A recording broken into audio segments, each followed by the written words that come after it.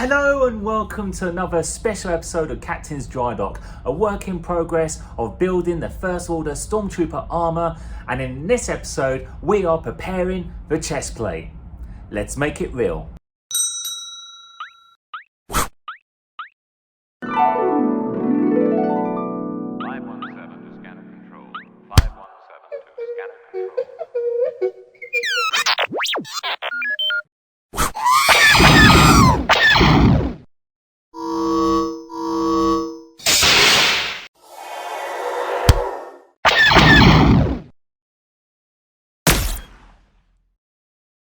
So one of the biggest and laborious jobs of any Stormtrooper build is the trimming.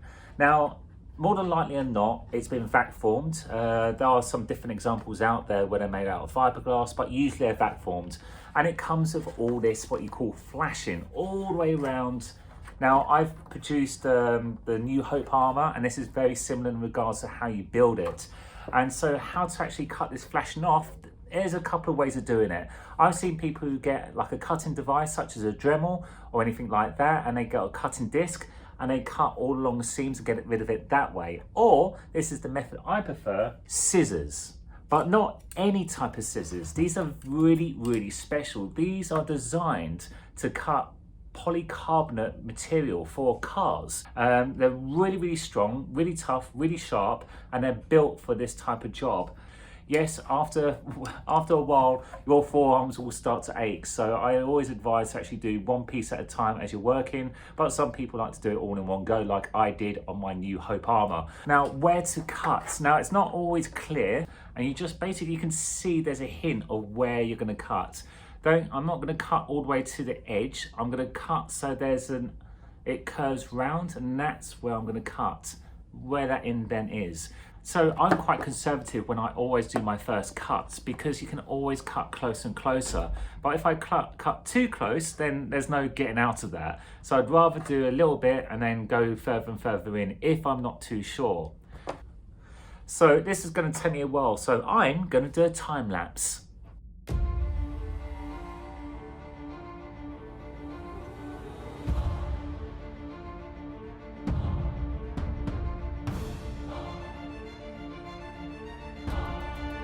And we're done.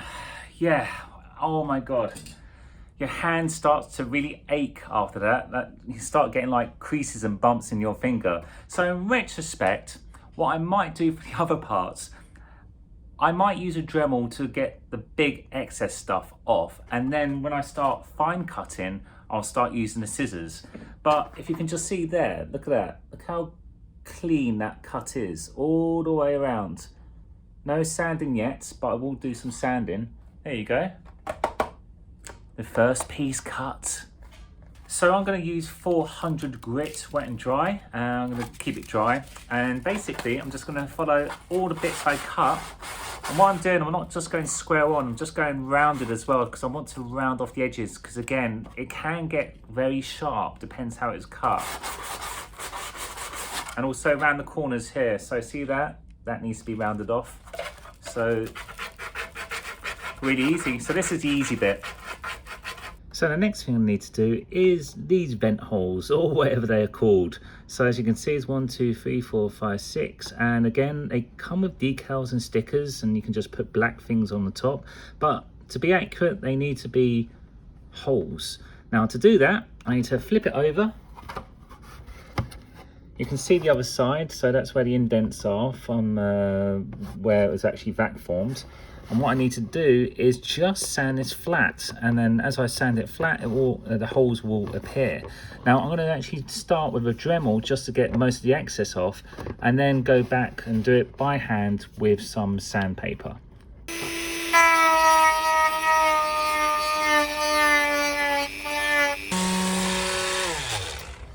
Yes, I'm cheating yet again. After spending like 10-15 minutes trying to sand that down, it was taking forever. I didn't realise how tough this plastic is. So I went to use the mouse again, and it's much better. It's much better than a Dremel, because the problem is with a Dremel, you end up poking holes into the plastic, whereas this is a lot flatter, and that's what I need, is flatness. Now if you look now, you can see in the light those holes all slowly coming through, which means minimal work, and all I need to do is clean that up with a scalpel and perhaps some needle files. But a really good solution, and get the job done quickly. So why am I relegated outside on the balcony on a day like this, which isn't particularly nice? It's because of this, the vent hole. Well, the more observant of you will discover there is actually no hole here, or should I say there should be a slit going from here across and up. Now, I can do this one or two ways. Either I can get a Dremel and some files and cut that in, or cut that out, which, let's be frank, it's not gonna be neat, is it? Or I can use this, an accurate resin part, which has been supplied with the Armour. Now, you can just see the comparison there. This one has slightly rounded off edges because that's the nature of vac forming. And this one has a nice, sharp, crisp edge. Now, yes, I know there's no slit in there either, but if I just hold it up to the light, you will discover that where the light's coming through, that's the thinner part of the resin. So to get that, all I need to do, and I say all I need to do, is sand it from behind until the resin gets so thin that it develops those slits accurately. Now, I'm going to use 180 grit sandpaper. I recommend 60 to 80, so the lower the number, the more coarse the sandpaper, which means less time having to sand this down. However, this is all I have in stock, so I'm going to use this instead. And also, one thing that's really important about resin, and most of you people out there know about it, it makes a really fine dust, which is not good for you. So in a time of COVID, there's masks everywhere, so there's no excuse not to wear masks. So I'm going to wear this one here, just stop me from breathing in this dust. And also, just because I don't want to get messy, yes, I've raided the kitchen for an apron. So, because this dust will get everywhere, hence the fact I'm doing it outside.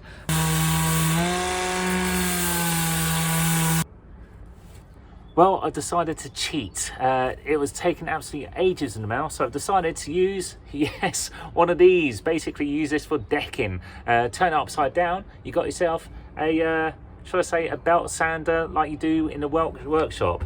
And boy, does it make it a lot more faster.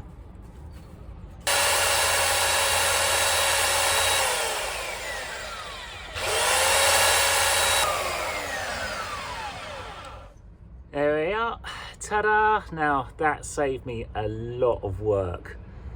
Yeah, in fact, a little piece of advice for you: do it by hand or with even a mouse. This will take you forever to do.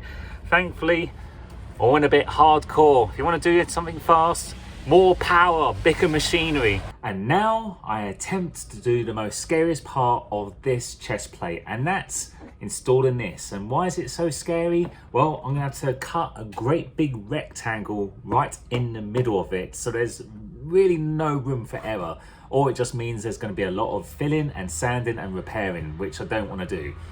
So let's see how we go.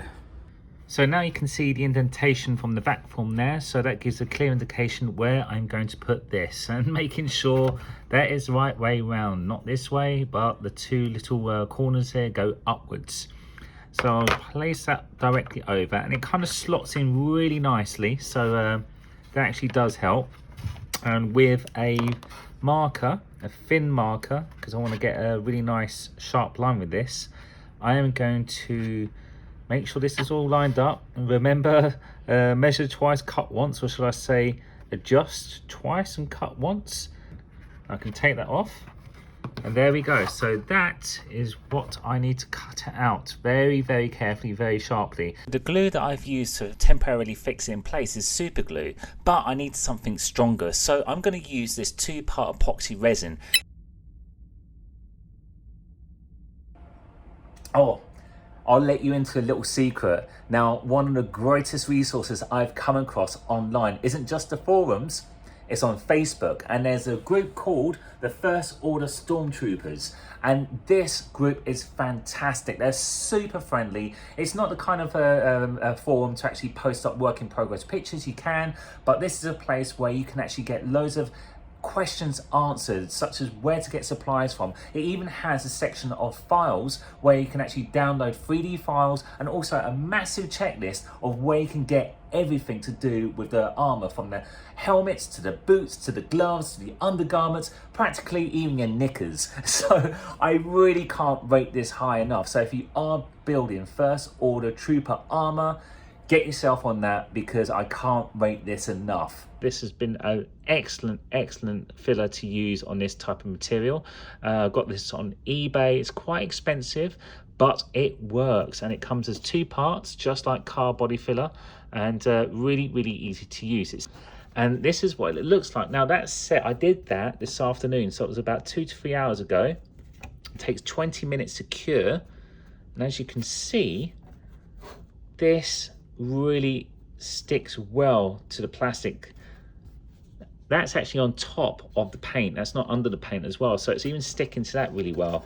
And as you can see, that's not flaking off. I'm going to apply this with fingers, and also it covers up the imperfections of the original cast as well, so it's not just blending these lines in, but also some of the dimples, as you can probably see there.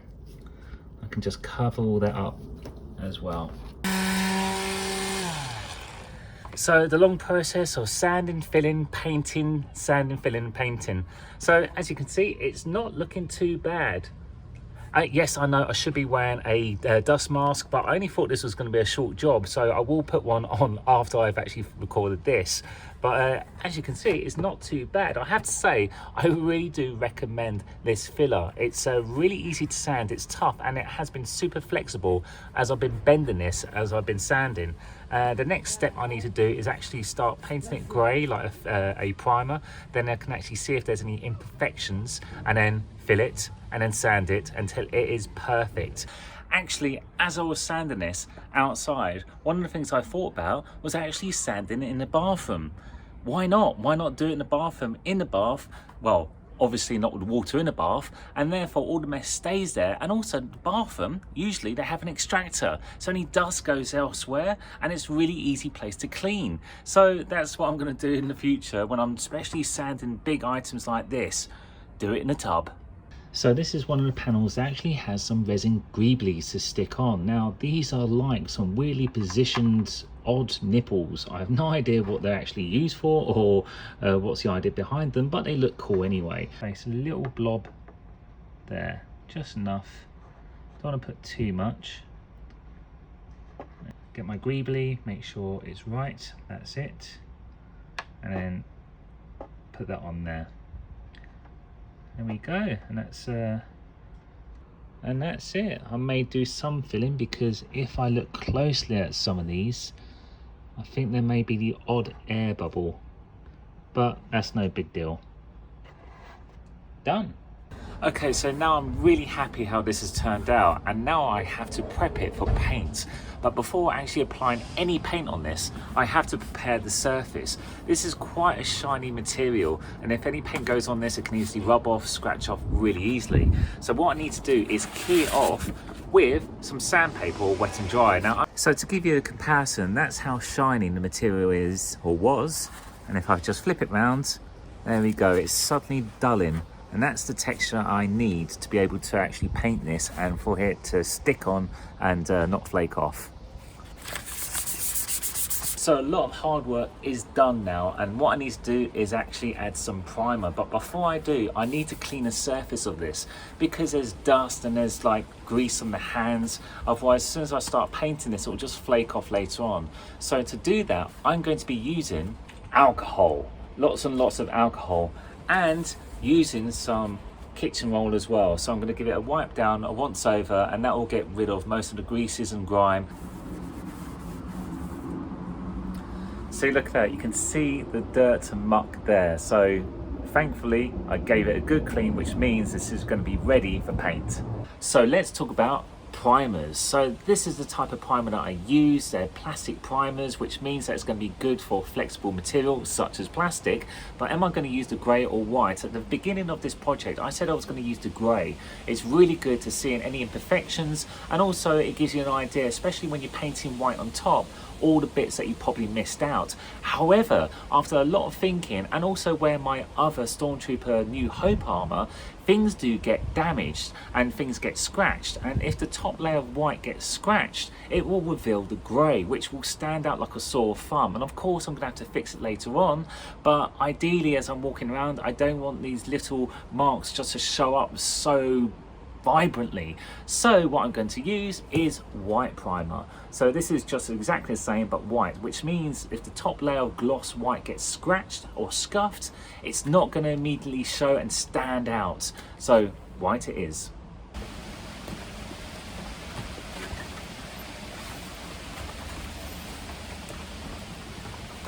So do you like my makeshift outdoor spray booth?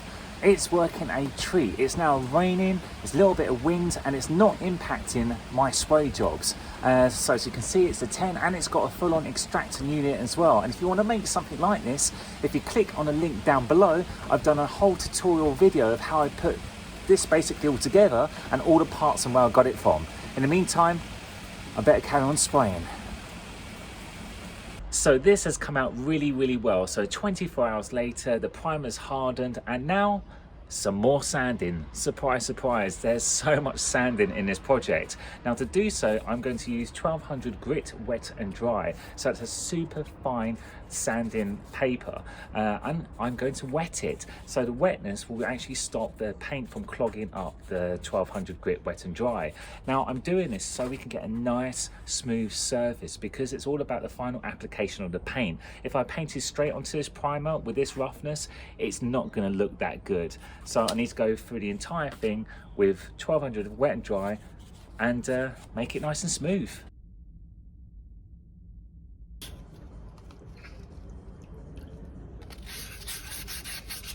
Thank you, Amelia. Thank you for helping Daddy make his armour. Other than the white paint that I'm going to apply to the armour at the very end of the entire build, I need to add something behind the slit here and these holes there, and that's this mesh. So this is the mesh pattern that was used, that was popped behind these holes here, that gave a lovely little subtle detail, and so I wanted to match it. So I went on eBay and I got this. Yeah, once you compare it, other than the black, it's not even the right pattern on either side. And so, you know, I could get away with this because it's just going to go behind here, and unless you go really closely and you're an expert on the first order armor, you won't really notice. But it's a lovely little detail, so I went and approached the actual company that made that mesh, and the company is called Tough Fabrics, and it's based in Torquay in the UK, and the material is called TF1 Black. Now I went online there and I was going to try and get a sample, but I didn't get a reply. But I guess they get a lot of requests for samples around the world, because you only need a sample to cover these parts. And so I thought to myself, stuff it, I'll just buy the material. So here we have it. So you can see the difference compared to the one that I had, and there we are. So this is the material that I need to use, and also what I need to do is put a piece of cloth at the back here. From what I've been told on the First Order Facebook site, that it was like a speaker cloth type material, so it's a very open weave. But I think I can get away with just ordinary black cloth, because you're not going to see that because it goes behind here. However, I think I bought a little too much of this. Yeah, I don't know why I bought so many meters of it. I guess it's because I was having a few drinks on the evening when I placed the order, but I got plenty, and so I may cut this up and sell it on my Etsy shop. So if you want some, let me know. Hello boys, are you checking out my chest? I don't blame you. This has turned out to be awesome. Other than the helmet, this is so iconic, as you can see over my shoulder. It really stands out as being Star Wars First Order. And for the first part to be made on this armor, I would say we're off to a really good start. This was a really fun build, and in fact it was a template of how the other parts of the armor will come together, with the sanding, the painting and the trimming. Now, if you want to see the rest of the build, if you'd like to click on the subscribe button down below, you'll get the latest updates, the latest episodes. So every episode, I'll focus on a single piece of this armor until it's finally done. And one thing I can say, at the end of this build, it feels so good to be so bad. Empire rocks. It's way better than the Jedi's. You take care, everyone. I'll see you soon.